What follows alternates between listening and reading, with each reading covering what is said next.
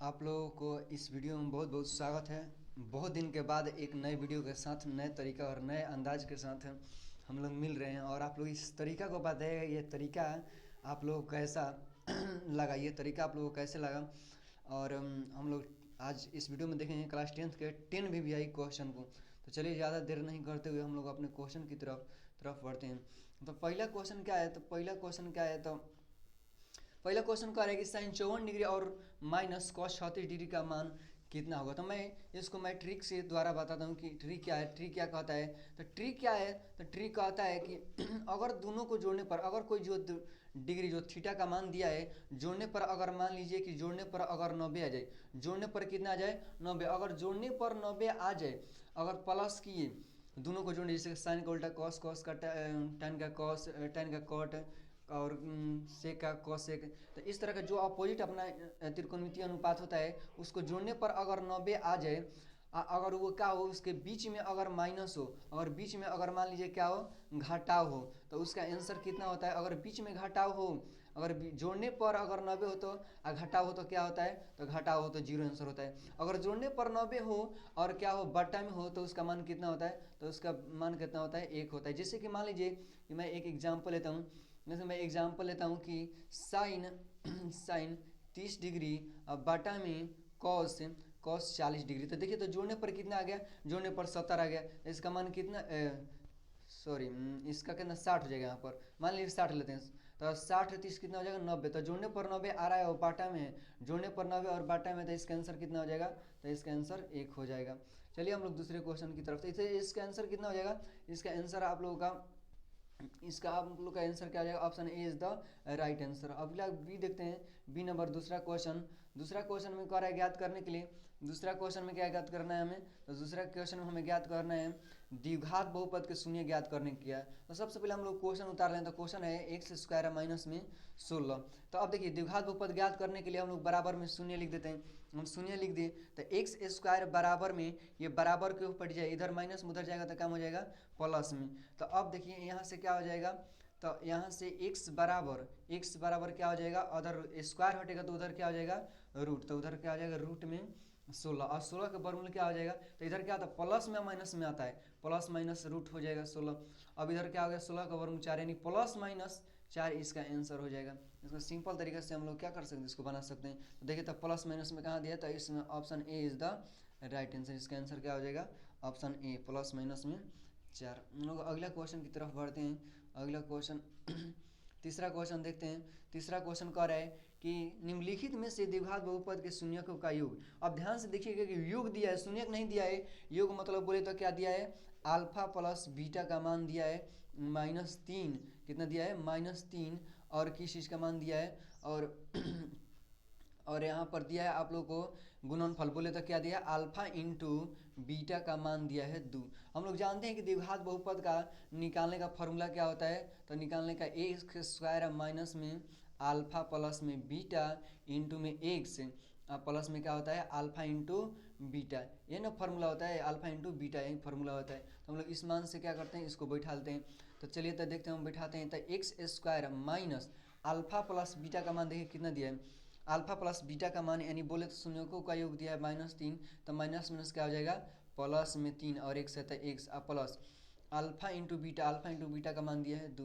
यही हम लोग का क्या हो गया आंसर, एक्स स्क्वायर प्लस में 3 एक्स प्लस 2।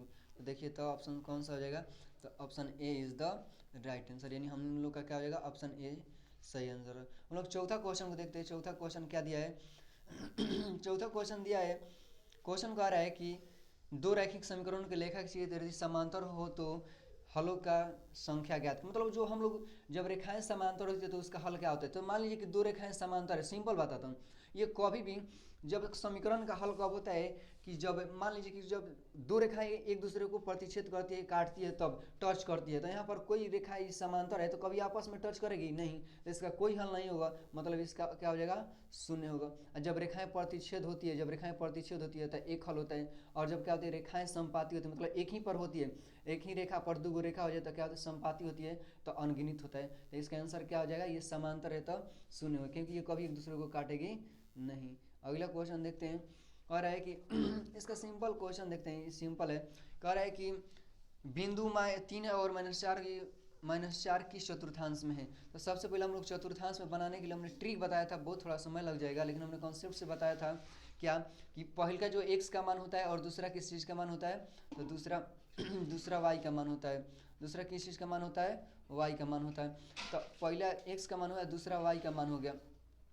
तो हम जानते हैं कि पहले पता था कि ये किस में जाएगा, x में कि y में। तो ये प्लस में है तो x इधर प्लस में होता है, मतलब या तो पहले का चतुर्थांश होगा ना तो चौथा। इससे पता चल गया, पहले से पता चल जाता है कि माइनस में है रहेगा तो हम लोग इधर आते हैं, लेकिन ये x का मान प्लस में दिया है तो उधर जाएंगे, तो पहले ना तो चौथा।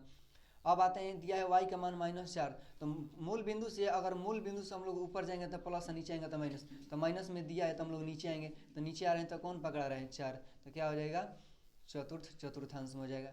या सिंपल आप लोग याद करेंगे तो पहले चतुर्थांश का प्लस प्लस होता है, दूसरा का क्या होता है, दूसरा का माइनस प्लस होता है, तीसरा का माइनस माइनस, चौथा का क्या होता है, प्लस और क्या होता है, माइनस होता है। इस तरीके से भी आप लोग निकाल, लेकिन कॉन्सेप्ट ये है कि आप लोग किसी को बता सकते हैं। अगले देखते हैं 6 नंबर क्वेश्चन। 6 नंबर क्वेश्चन पूछा है, मूल बिंदु से x, y की दूरी होती है। तो मूल बिंदु से दूरी क्या होता है, √x² प्लस में क्या होता है, y²। एक क्वेश्चन और पूछता है कि मूल बिंदु का निर्देशांक क्या होता है। तो मूल बिंदु का निर्देशांक क्या होता है, 0 0। और जब हम दूरी सूत्र से इस फॉर्मूला को निकालेंगे तो इसका मान भी क्या होगा, तो इसका मान क्या होगा, तो इसका मान यही है। जब हम दूरी सूत्र लगाएं √x2 - x1 का whole square plus y2 - y का होल स्क्वायर, उससे भी निकालेंगे तो यही हम लोग का आएगा, क्योंकि मूल बिंदु का निर्देशांक क्या होता है, 0 0। अगला देखते हैं 7 नंबर क्वेश्चन कह रहा है कि रैखिक समीकरण के चर में घात की संख्या होती है। तो रैखिक समीकरण किसे कहते हैं, जिसका घात 1 हो। देखिए तो ये क्या हो गया, रैखिक समीकरण हो गया, तो इसका घात क्या है, अधिकतम 1 है, तो क्या हो जाएगा, तो रैखिक समीकरण का घात क्या होता है, 1 होता है। द्विघात समीकरण के 2 होता है, त्रिघात के 3 हो जाएगा। शून्यकों की संख्या बात करें तो रैखिक बहुपद का या समीकरण का 1 होता है। जिससे इसका मान निकालेंगे तो पता है कितना हो जाएगा, तो x+2 दिया है, x+2 बराबर में कितना हो जाएगा, x 0 होता है, x बराबर -2। इसका शून्य हम निकाले 1 आ गया। अगला देखते हैं, अगला क्वेश्चन क्या है। अगला क्वेश्चन कह रहा है कि यदि द्विघात समीकरण x² - px प्लस में 4 बराबर 0 के मूल बराबर हो तो बताइए। तो कह रहा है कि p का मान ज्ञात करें। तो देखिए द्विघात समीकरण से क्वेश्चन है, तो हम लोग जानते हैं कि सबसे पहले हम लोग d बराबर, यानी d बराबर किसी भी समीकरण को बनाने के लिए द्विघात समीकरण को सबसे पहले d निकालते हैं। तो d बराबर फॉर्मूला क्या होता है, b² - 4ac। तो हम लोग d का मान कह रहा है कि मूल बराबर, तो जब d का मूल बराबर कब होता है, जब d का मान 0, या क्वेश्चन में देखिए छुपा कर कह दिया है कि क्या होता है कि मूल बराबर। तो मूल बराबर कब होता है, जब d का मान 0, यानी आगे दे दिया क्वेश्चन में d के जगह पर 0 बैठा देंगे। देखिए तो b के जगह पर क्या है, b के जगह पर -p है, तो -p का स्क्वायर कर देंगे। अब -4, a के जगह पर कितना है, 1 है, और c के जगह पर कितना है, c के जगह पर 4 है। तो यहाँ पर क्या लगा देंगे, 4 हम लोग बैठा देंगे। यहाँ पर हम 4 बैठा देते, इसको हल करेंगे तो कितना हो जाएगा, तो ये देखिए, तो ये p² हो जाएगा, p² हो जाएगा ना, तो p² हो जाएगा। तो एक नया पेज ले लेता हूँ, ऐड पेज।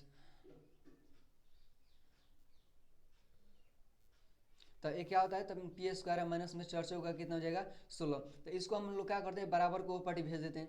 वो पार्टी भेजेंगे तो क्या हो जाएगा, तो इधर आएगा 16 बराबर में p²। तो अब बताइए, तो इधर से हटेगा स्क्वायर तो उधर हो जाएगा √16, यानी क्या हो जाएगा, p का मान जो आएगा, अब 16 का वर्ग कितना होता है, तो प्लस माइनस में 4, यानी p का मान आ जाएगा हम लोग को +-4। देखिए तो +-4 किस में है, तो option B is the right answer. अगला देखते हैं, नेक्स्ट क्वेश्चन देखते हैं। और फिर वही क्वेश्चन पूछा है कि अब आप लोग अगर डायरेक्ट याद है कि पहले में क्या होता है, प्लस प्लस, दूसरा में क्या होता है, माइनस माइनस प्लस, तीसरा माइनस माइनस, और क्या चौथा में क्या होता है, तो प्लस माइनस। तो आप लोग यहाँ पर माइनस माइनस दिखाई दे रहा है, तो आप लोग तीसरा मार सकते हैं। लेकिन अगर मान लीजिए कि नहीं याद है कॉन्सेप्ट से, हम लोग इसको देखते हैं तो क्या है, कॉन्सेप्ट क्या कहता है, तो कॉन्सेप्ट क्या कहता है,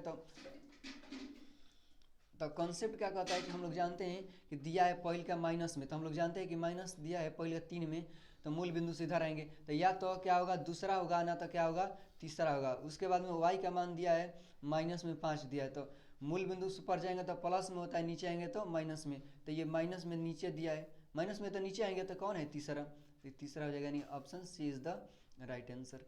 अगला क्वेश्चन देखते हैं, अगला क्वेश्चन क्या कर रहा है, अगला क्वेश्चन क्या है, तो अगला क्वेश्चन है कि निम्न में से किस द्विघात समीकरण में शून्यकों का योगफल 3 तथा गुणनफल इतना है।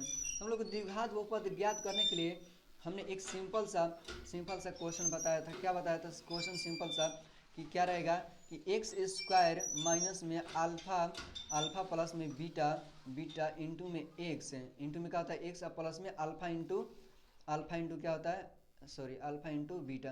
हम लोग मान बैठा देंगे सिंपल, इसमें मान बैठा देंगे तो क्या है मान इसमें क्या आता है एक्स स्क्वायर माइनस में क्या है अल्फा प्लस बीटा का मान देखिए तो कितना दिया है, अल्फा इंटू बीटा बोले तो क्या है शून्यकों का योगफल दिया है 3, तो यहाँ पर बैठा देंगे 3 तो 3x हो जाएगा। उसके बाद गुणनफल कितना दिया है -10, तो देखिए तो यहाँ पर गुणनफल की जगह पर हम लोग -10 बैठाएंगे तो यहाँ पर माइनस हो जाएगा। तो हम लोग का आंसर क्या आ गया x square minus 3x minus में 10, यानी देखिए तो ये ऑप्शन क्या आ जाएगा, ऑप्शन किस में दिया है तो option C is the right answer, x square minus 3x minus में 10। अगला देखते हैं। तो हमारे ये 10th 10 गो VVI क्वेश्चन था 10th का। तो आज के लिए इतना ही, नेक्स्ट डे मिलते हैं। जय हिंद जय भारत।